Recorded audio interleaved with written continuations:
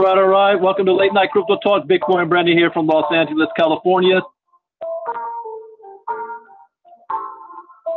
Ready to kick this off.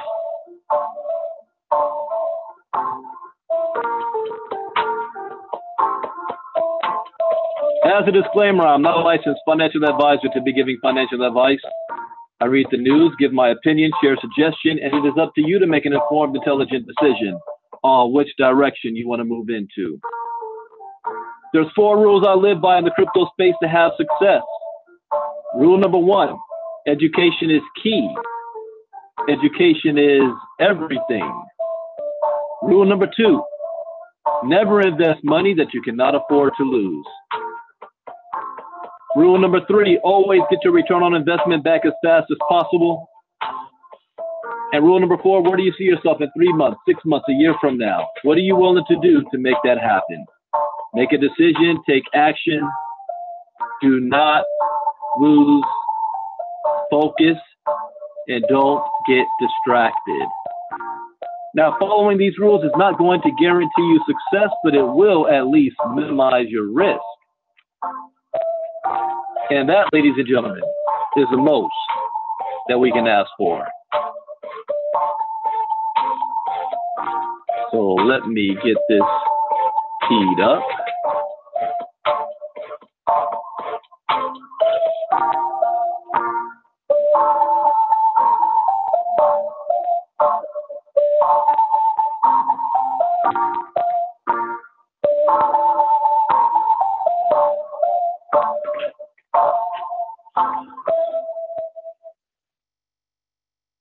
All right, you should be able to see my screen. First thing we want to do is look at the coin market cap. See what's going on. We've got, a big drop from, I didn't do a crypto talk this morning. So from yesterday, 137.8 billion So that use was at 140 billion. So we're looking at a $2.5 billion drop. Bitcoin dominance is at 50.6%. So that drop did not come out of Bitcoin too much because the price is 39.59. So Bitcoin dropped by about $50. The altcoins took a hit. So we're on a downward trend right now. Let's see. Best performers over those 24 hours. Maximine coin is up 31.02%. BitShares 17.7%. Wiki Chain 14%. So we still got a couple of the altcoins in double digit. CoinDX is up 2.4%. And worst performers, Crypto.com Chain, Digibyte, Aurora, GX Chain, Engine Coin is down 8%. Power Ledger, Zilliqa, Bitcoin Gold, Theta, Komodo, Steam, Project Pi, Ontology, Nebulous, Electronium is down 4%. I'm curious about what is KBC doing.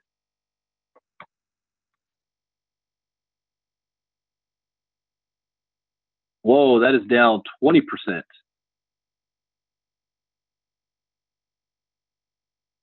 So that took a big hit, down 20%. All right, so let's take a look at some news. We're going to go to Canada because I'm following closely the Quadriga news that's happening. So let me put this link in the chat box. I attempted to do a Facebook Live this morning because I was on the road and I couldn't do a crypto talk. And I was quickly reminded why I don't do Facebook Live.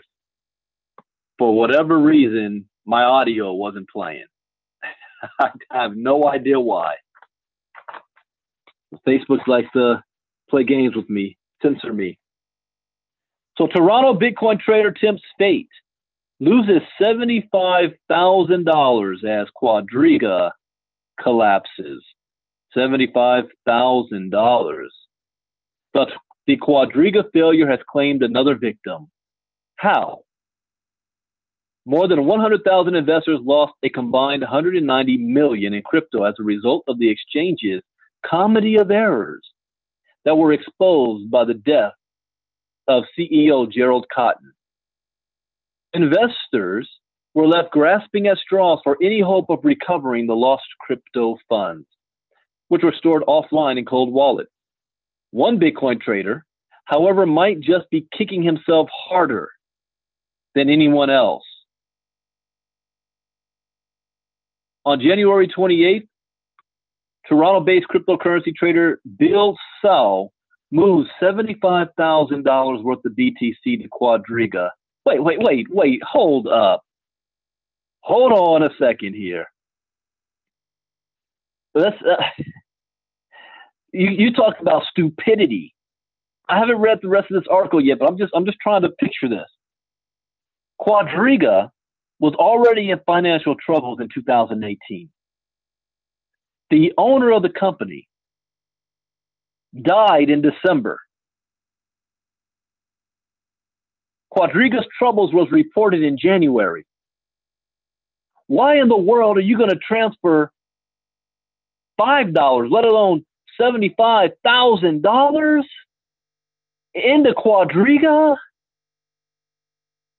You're a special kind of, no, I don't want to go there. But let me read this. He moved $75,000 worth of Bitcoin into Quadriga. After attempting to sell, he has yet to see a dime of the funds. The transaction occurred mere hours before the doomed exchange stopped honoring withdrawals.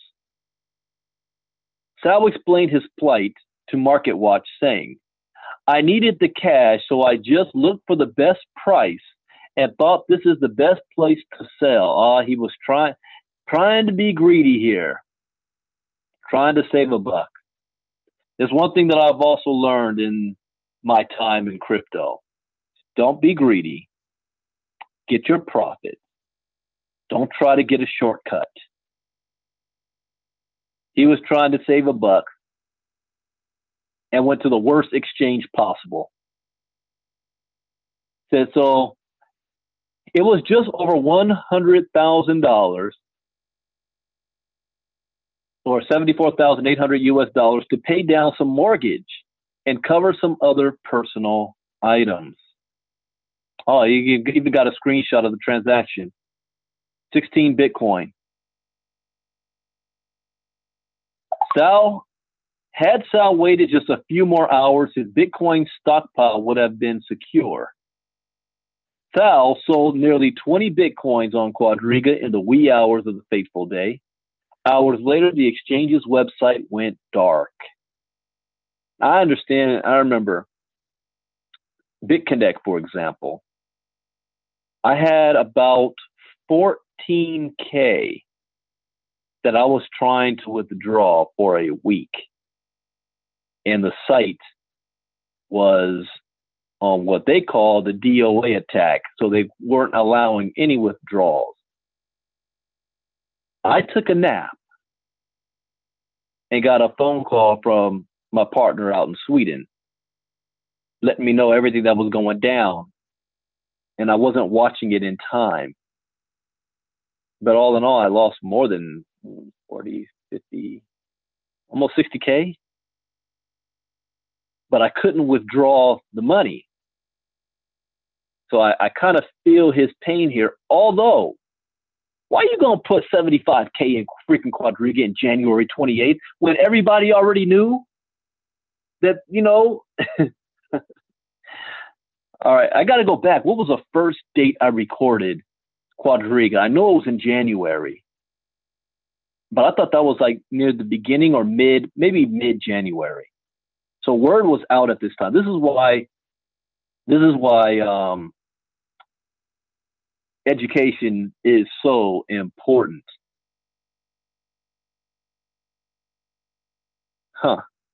Anyways,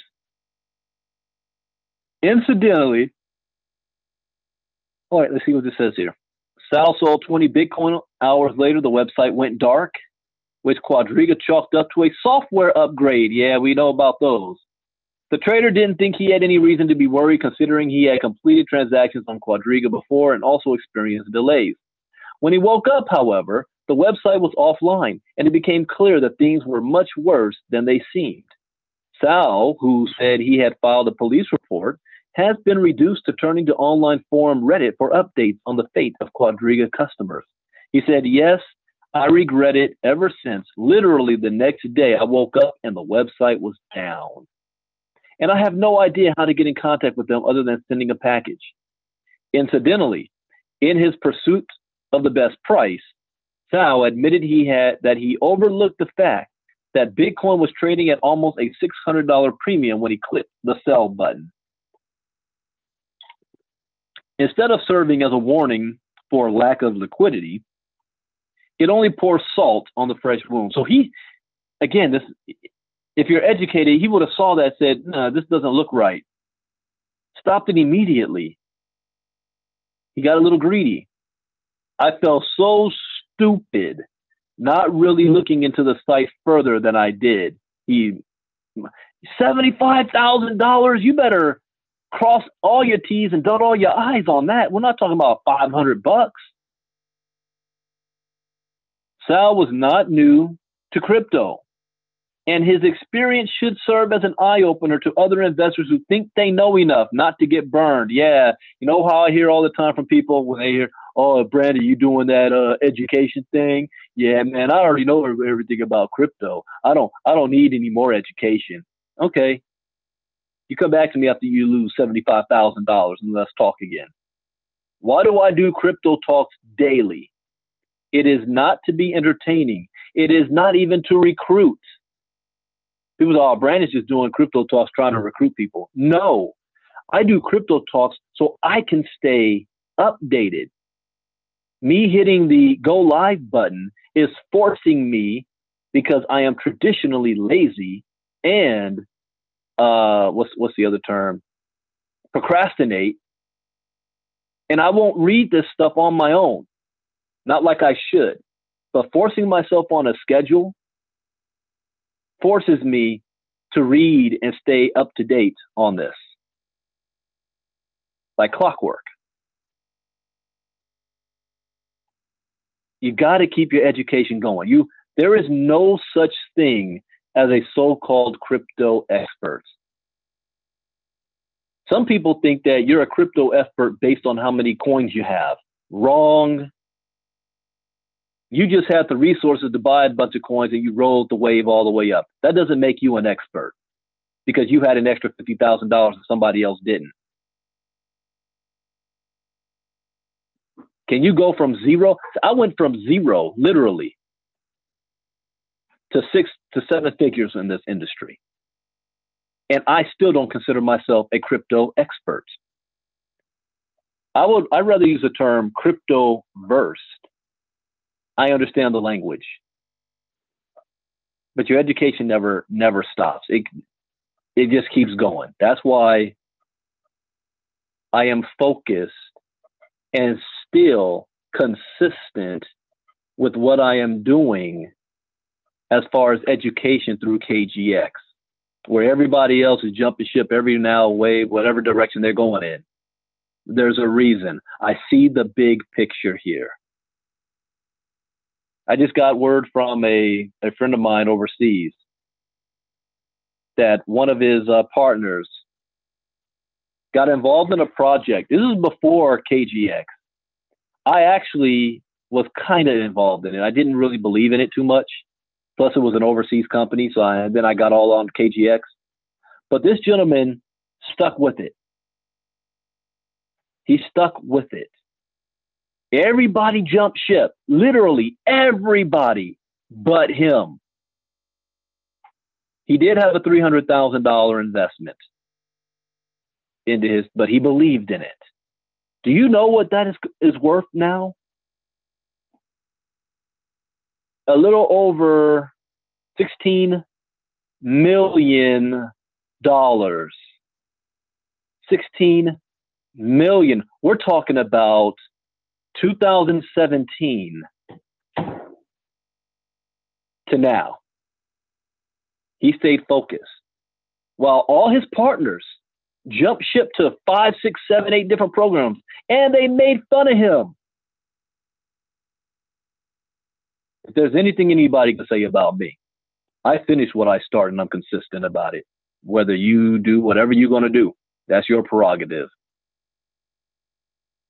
But education is so, so important. You cannot cheapen it. You cannot gloss over it. You cannot say, I went through the 45 lessons, I'm done. I'm on to the next big thing. We'll see who has the last laugh at the end of the day. Well, let me continue here. Quadriga isn't the only crypto loss he suffered. Oh, here we go. Oh, wait, let me back up and miss something.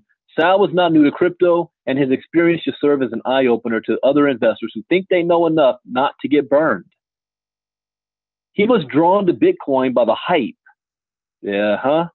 In mid-2017, leading up to the bull run, and found an entry position at $8,000. He got in at $8,000. Most of us back in those days, we got in $1,000, $2,000, maybe $3,000 in post. He got in at $8,000. Quadriga isn't the only crypto loss he suffered. Sal reportedly, he's down millions from the market downturn. This one, however, stings the most.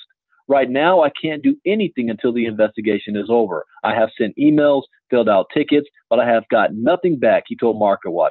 Here's a clear example of a gentleman who has access to a lot of resources and had absolutely no idea what he was doing.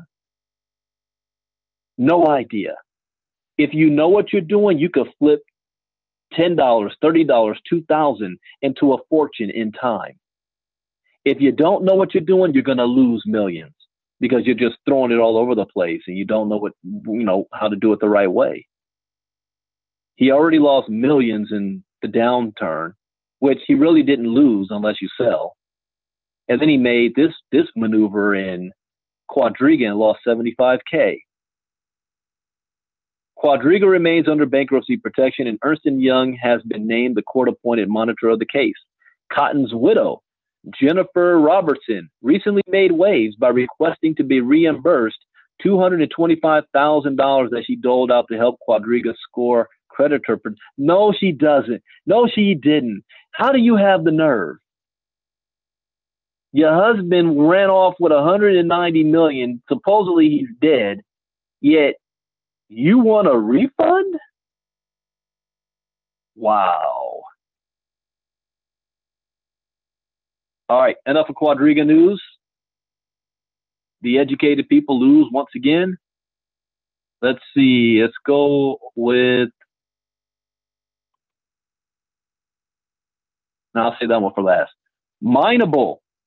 Mineable cryptocurrencies are far more valuable than non-mineable coins. Huh, Green. Think about Bitcoin. Bitcoin was mineable.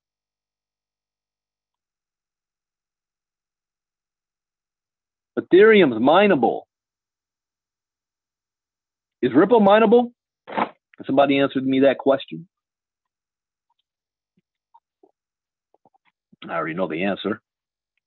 Mineable cryptocurrencies are far more valuable than non-mineable coins.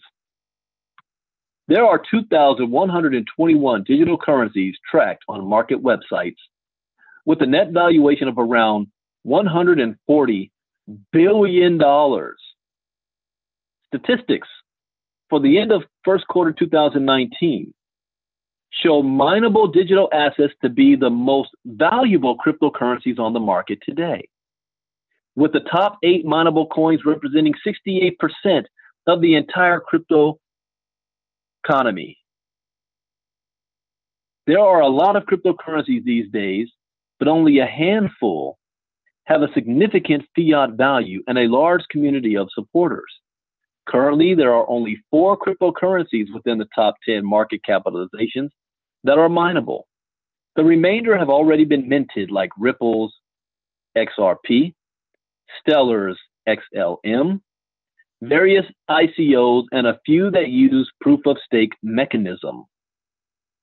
The 4 cryptocurrencies in the top 10, BTC, ETH, LTC, and BCH, that can be mined, have a combined market cap of around $91.7 billion.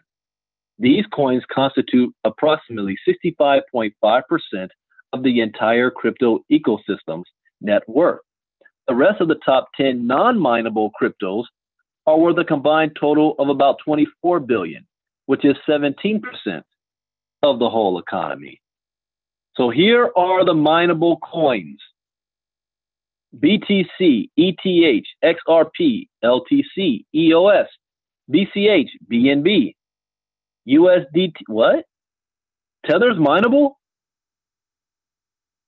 I'm going back in my memory. Do I remember that? I don't remember Tether being mineable. Huh. I just either learned something new or refreshed myself. XLM and ADA, meaning Stellar and Cardano. Mineable coin.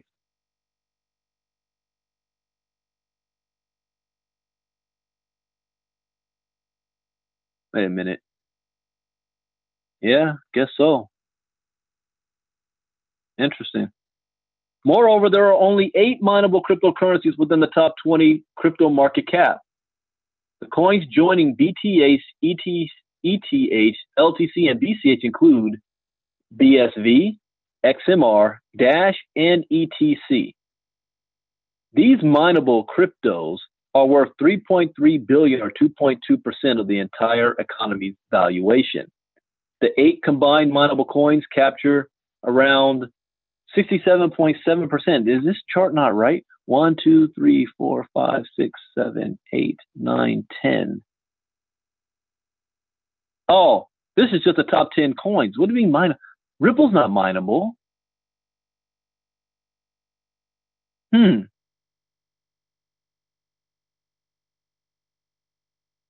I don't know why they did it that way. I'm confusing myself with that. Anyways, the 8 mineable coins capture around 67.7% dominance and are worth far more than 2,100 other cryptos. All of the top coins that are mineable can be mined by anyone with a standard GPU and ASIC machine. Coins like XMR and ETH have community members who believe in some form of ASIC resistance. And when LTC first launched, it was supposed to be ASIC resistant, but that goal failed almost immediately. Thank you, Jay. The ones that are highlighted are the mineable ones. Certain mining pools have skin in the game across several cryptocurrency networks. One interesting fact is that all of the 4 mineable coins in the top 10 have the same mining pools processing coins.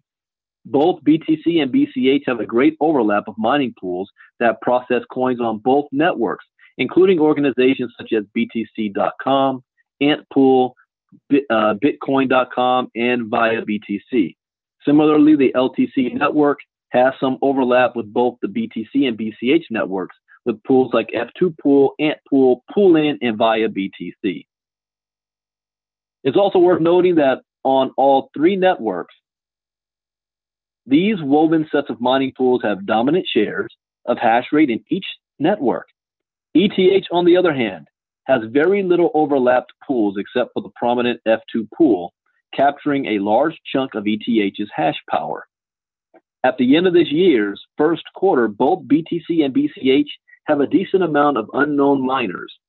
Currently, unknown miners processing BCH capture roughly 19.4% of the network hash rate. Meanwhile, unidentified miners on the BTC chain have about 23.9% of the current hash rate. There's a wide variety of coins these days, many of whose teams criticize mineable cryptos for wasting resources. This is a huge talking point for certain pre-mined coins that ditch the proof of work consensus algorithm. But data clearly shows mineable assets are close to 2/3 more valuable than non-mineable tokenized assets. The public can also see that a good portion of the world's top mining pools diversify their hash rate, demonstrating the faith they hold in these mineable digital assets. So that's another good news. If you own a green mining rig, now you already know statistically that the green coin is going to be worth far more than all the other coins on the market cap that are not mineable. I like that. All right, last article up. We're going to talk about a new prediction from Tim Draper. Got a new prediction.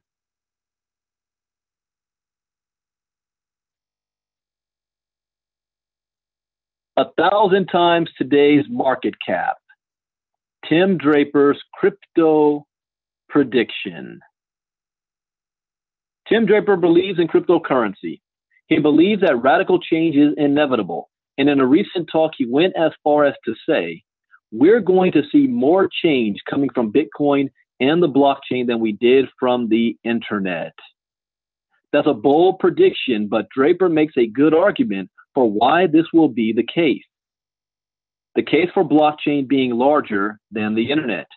Draper's reasoning for blockchain being more transformative than the internet is the number of industries it's going to affect.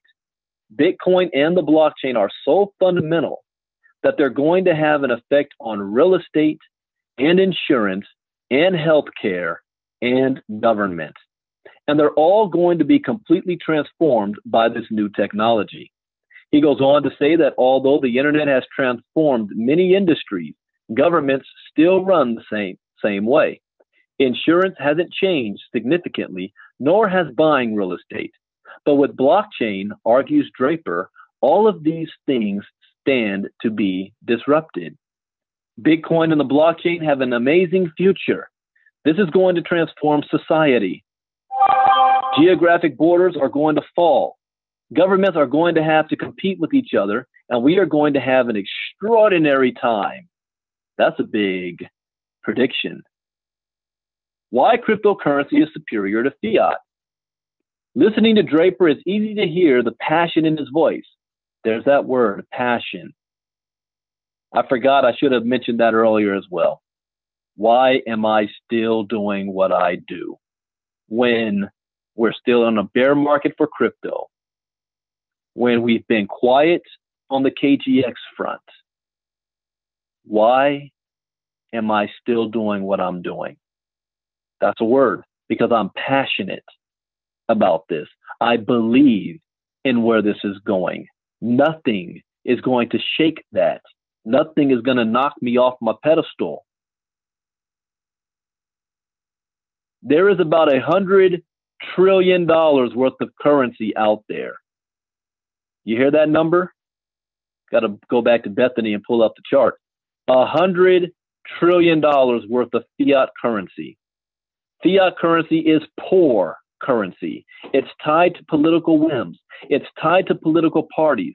Bureaucrats control it. It's not really that good for you. And all of the new, best, brightest engineers are working on cryptocurrencies. Further, Draper notes that there's a real need for a currency that's global. There's a need for an opportunity to store value that isn't subject to the whims of some political force. Draper's prediction for the crypto market cap. In guessing the potential growth in the crypto market, Draper says, my belief is that over some period of time, the cryptocurrencies will eclipse the fiat currencies. So we're looking at about 1,000 times on what we've got now. Draper is also bullish on adoption. My prediction for right now is that in 5 years, if you go into a Starbucks or a McDonald's and you try to buy a burger or coffee with fiat currency, the person at the desk is going to laugh at you. I don't know about that. Again, I go back to my own prediction. I think that absent of some form of huge economic collapse or World War III, fiat and crypto will work side by side.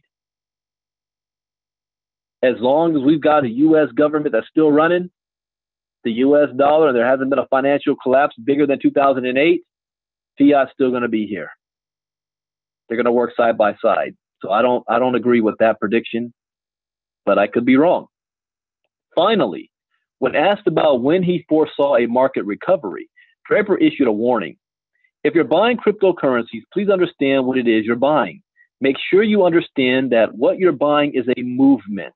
And if you think that movement is going to take off and be something really extraordinary and terrific, if you think that, hey, I might be able to buy it and sell it at a higher price because I hear that crypto is a big deal, don't do it. I actually agree with that.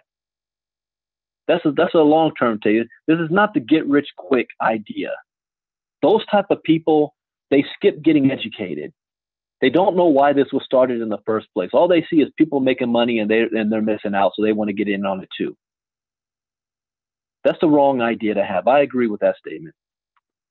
Wise words given the current bear market, and although it's tough going now, if Draper's prediction comes true in the coming years, crypto is in for a wild ride to the top. So I agree with most of his predictions. What we do not know is when. We don't know when. Like most of the stuff that I've predicted has come true. I've just been off with the timing on some of it. Not the macro, but the micro timing. I don't know when we're going to go back into a bull market. I am guessing we're going to get back into a healthy market by fourth quarter of this year going into 2020. But as long as the market's still being manipulated, I can't make an accurate prediction. All I can do is predict when will the institutional people who's manipulating the market feel comfortable enough and ready enough to let it run wild. They're not ready for it yet. They're still building the infrastructure in place. So I can't predict the market based on normal market, analytics. I got to use psychology here and base it on when the wealthy people feel they're ready. The different, gauge to measure. Anyways, that is it for Crypto Talk. One of the main things I was going to share this morning on my Facebook Live is that based on my experience, you're always learning. I've learned something new, and it's not something that I didn't know about, but I'm really taking to heart. That if your money is not working for you, if you're not able to survive without having to work a job and just your money, you're not making any money. I made 7 figures in network marketing, and guess what? I didn't make any money because I had to work for that. Oh, wait, what do you mean, Brandon? You had residual income. Yeah. How many people do I have on auto ship? What happens when they stop paying auto ship? Well, you got a bunch of customers, really.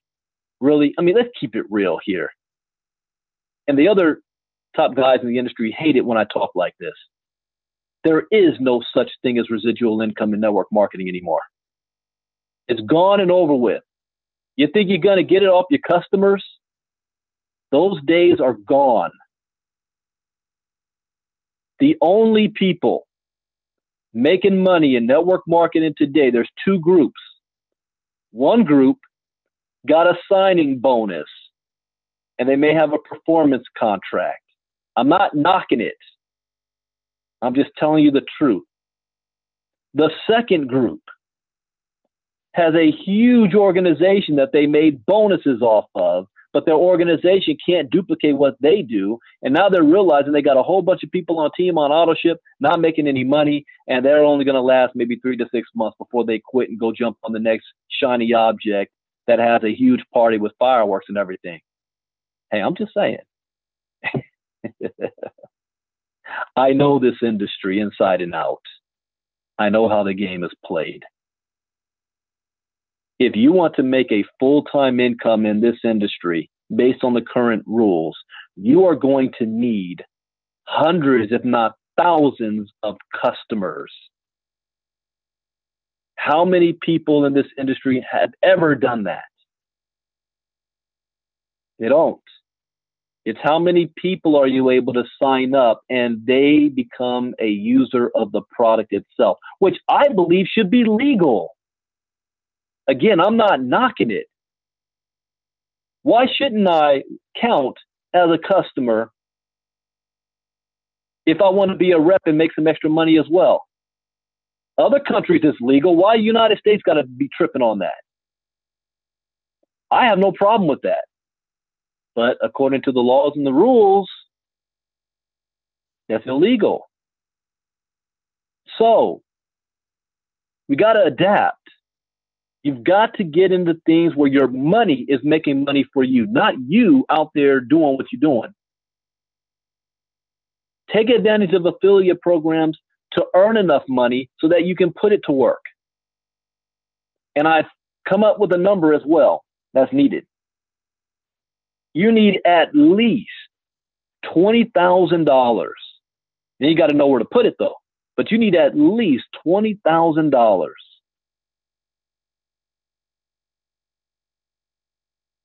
to do anything significant. Anything less, you're just playing around. It's going to take you forever. We don't have forever anymore. The sweet zone, the Goldilocks zone is closing up very quickly. I say we probably have at least maybe 1 year left.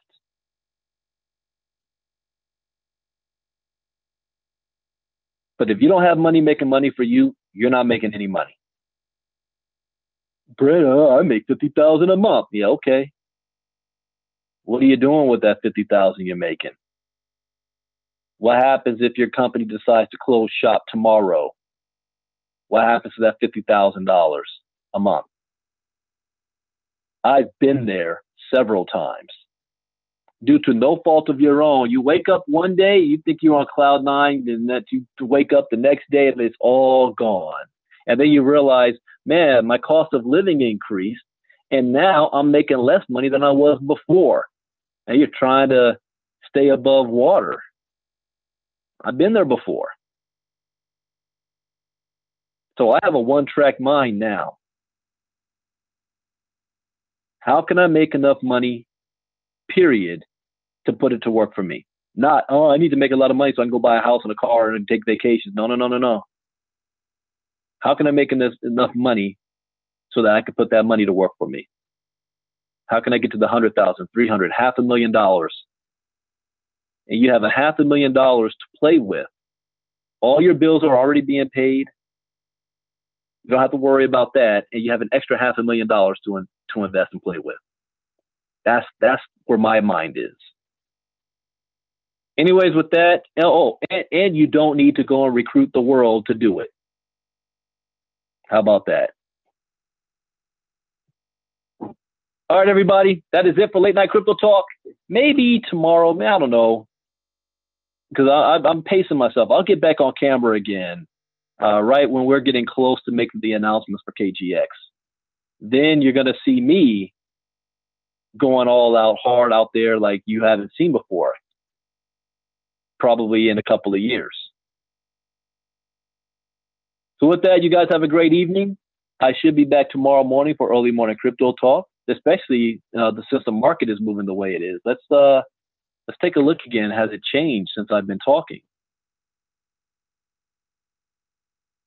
The refresh.